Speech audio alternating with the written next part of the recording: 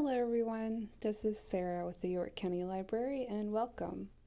This is a new series I wanted to try out and it is called Poe-Try It Out. So the intention here is to explore different forms of poetry and, well, try them out. So today I wanted to start with a form of poetry called Sijo poetry. I discovered this form of poetry after doing just a quick, simple Google search for different forms of poetry. And this popped up in a list of different poetry forms from Writer's Digest. So I wanted to learn a little bit more about Sijo poetry. So I decided that I would check out some of our databases. The URL on the screen will take you to a list of all of our databases, but since I was focusing on poetry, I decided I would look specifically at our databases about books and literature, so I clicked on that in the Browse by Subject section. And from the list of databases about books and literature, I selected Bloom's Literature. On Bloom's Literature, in the search bar at the top, I typed in Sijo, S-I-J-O. The first result gave me an explanation of Sijo poetry.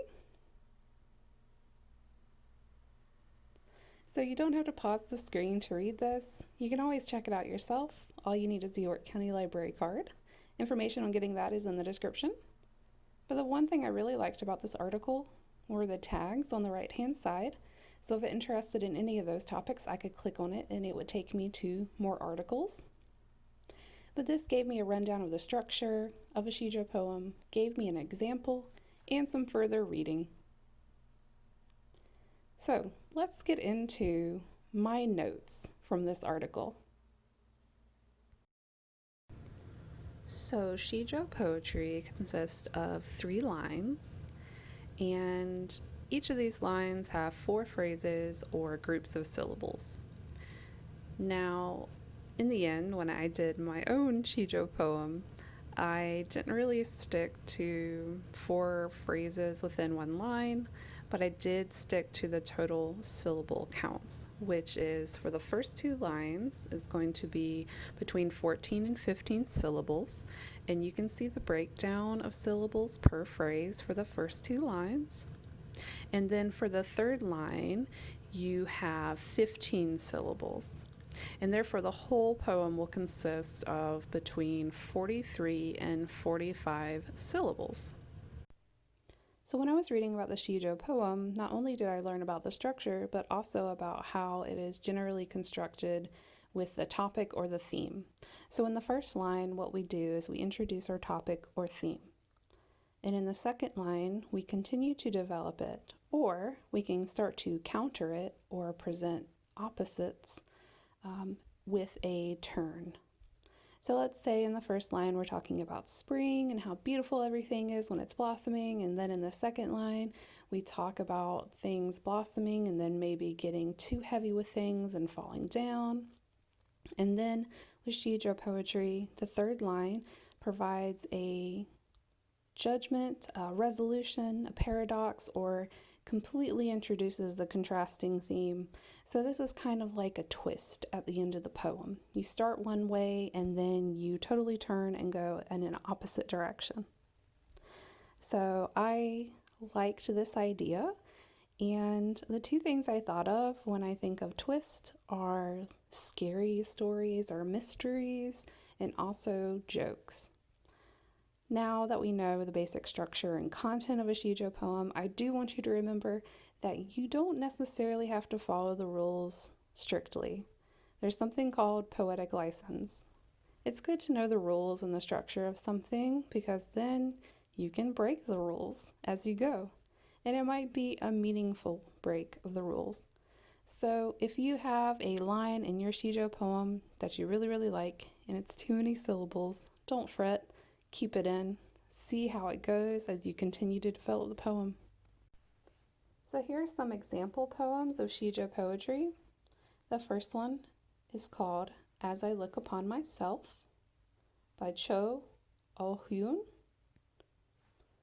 And it goes, sitting in the meditation hall, I look upon myself.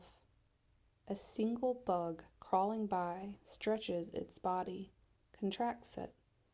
Gnawing at all manner of things, it evacuates, but also does lay its eggs. The next one is called Untitled by Huang Hu, and it goes, spring has come to a country village. How much there is to be done. I knit a net and a servant tills the fields and sows. But who will pluck the sweet herbs that grow on the back hill? So now we have an idea of the structure and the theme, so now you can get to brainstorming. What do you want to write about? Think about ideas, images, objects, words, songs, sounds, tastes, smells, anything that comes to mind. And also, since there may be a twist or a turn, maybe start thinking about the opposites of the words that you brainstorm. And also remember, you can practice your ideas out. They don't have to be the final version. So try out words in different orders and see how it goes.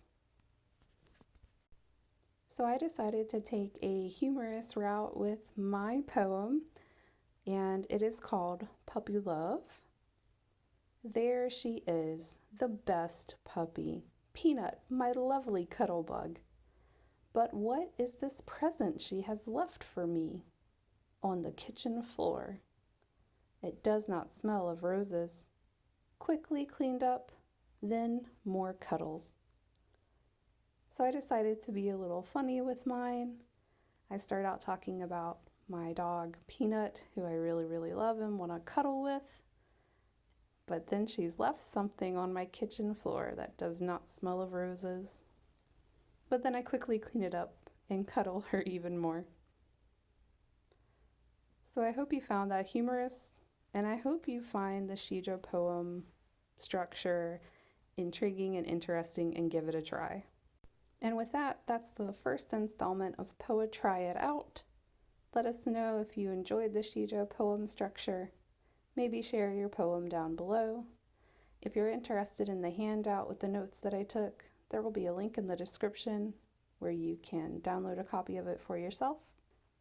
Until next time, friends, I hope that you stay safe and stay creative, York County.